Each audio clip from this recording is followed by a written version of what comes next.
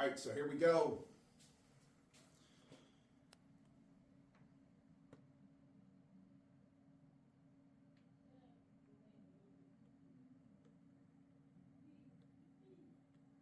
And it's going to start working its way all to the sides and everything. I'm going to hold up just a little bit and let those sides catch up.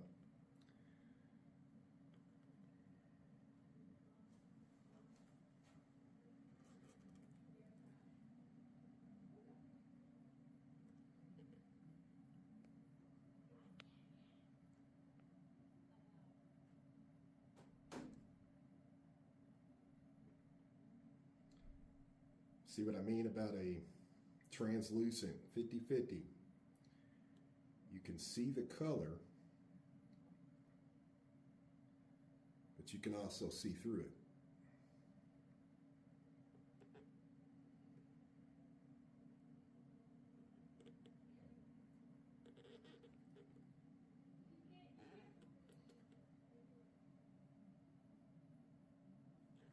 That's it. Now look, what you don't want to do not scrape your bucket, nothing like that.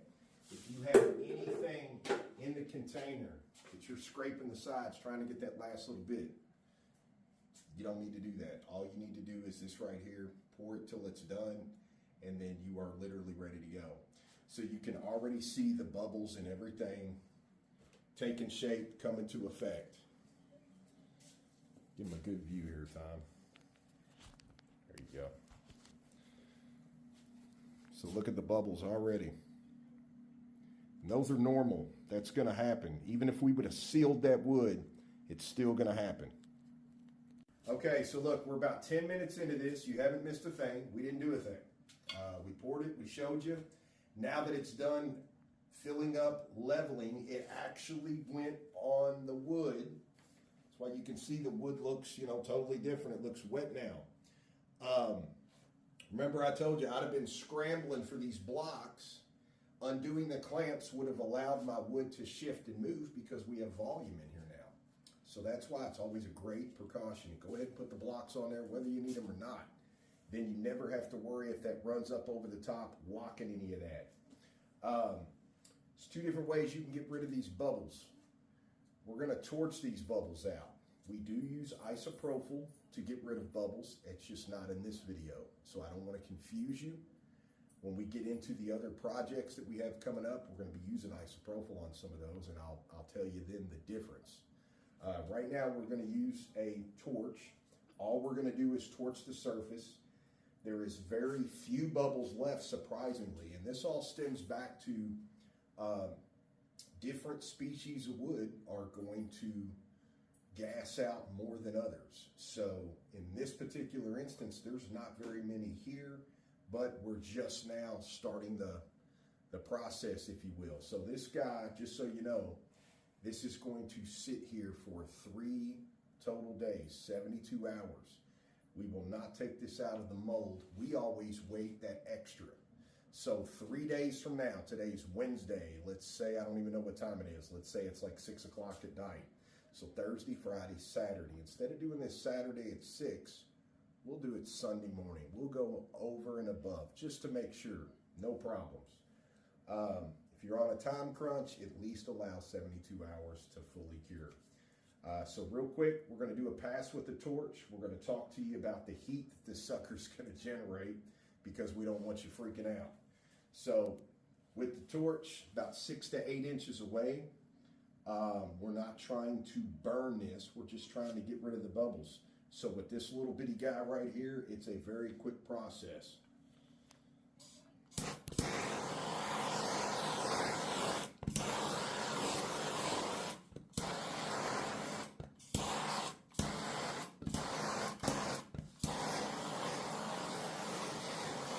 And that's it.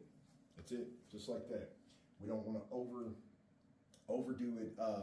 Torching something for too long or staying in one spot too long could cause your resin to burn. And actually, sadly, this one time.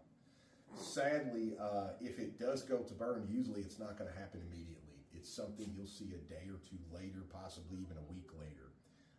As it's curing, it'll start to, that heat that you introduce too much, it'll start to turn color. So Just want you to be aware of that. Lastly, remember, all stems back to the temperature of our room, 70 degrees. We're 72, well, we're actually 71.6 now, so it just depends. But we hover right around 72 degrees. The resin itself already, look,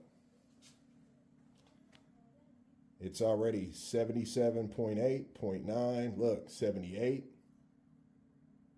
78 point. Okay, so we're right there around the 78 mark. So just in the last 10 minutes, this is rose 5 degrees already. So let me tell you this.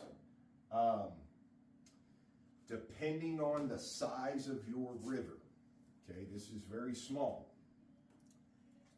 You are going to generate, kid you not, you're going to generate somewhere between 130 degrees all the way up to about 170 degrees. So later on through the process, we're going to try to get a video of that as it's climbing in temperature, because you know, you can do what they call flash cure. Anything getting up near the 200 mark, we've had it happen. We had it happen years ago. If you leave resin sitting around in volume, mixed up, it's going to start smoking. Once it starts smoking very heavily, there's no combustible parts in this resin. Other resins may have that, but this resin that we use, there is no combustible parts, so it'll never get so hot that it kind of blows up or anything like that. But you don't want to see your resin project start to smoke because it's way too hot. So with the super clear, that's why we have a fan sitting back here on the back wall. As this starts getting closer to creeping up and getting hotter and getting warmer, it's a good idea to turn on a fan on low and let that fan blow across here to help cool that surface tension down, just so you don't take the risk of overheating. So again, it all depends on the size of your project. Larger the pool, the more heat you're going to generate. Smaller the pool, less heat you're going to generate.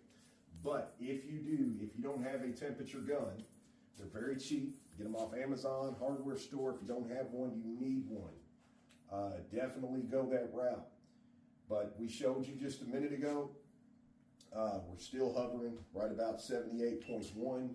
So as this starts the process of curing, it is going to generate a boatload of heat.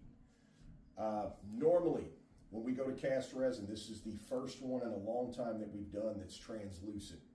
So meaning you can see the color, but if this was out of the mold, we could also see our hand. If I held it up in front of Tom, I could see right through it too, Tom. This is going to allow light to pass through. So you see all the lights we've done in a lot of our projects and all that. That plays a big role in your pigment. If you want to see that light pass through, you don't want to use a solid pigment because it's going to block all that light. So what you would be looking for is a translucent, something that's going to shine right through.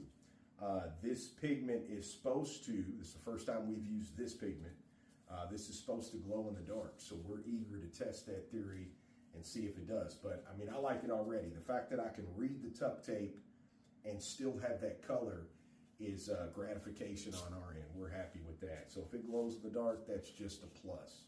We know we've got a couple over there that we know glow. We just didn't want to use those colors. We were wanting this blue. So that's just, you know, personal preference. But this is it.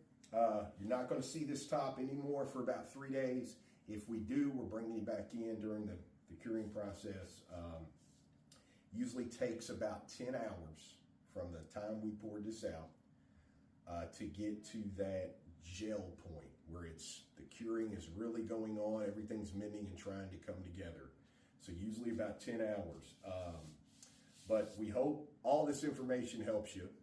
Be sure and check out the demolding. This will all be in addition to this. So we got 3 days to wait, and then we'll bring you back in with some more videos, getting this out of the mold, getting it all the way down to the complete finish, what we use to put on it, top coat, FX shield, the whole nine. So thanks for tuning in. Thanks for tagging along and watching, and we'll see you back real soon with the next one.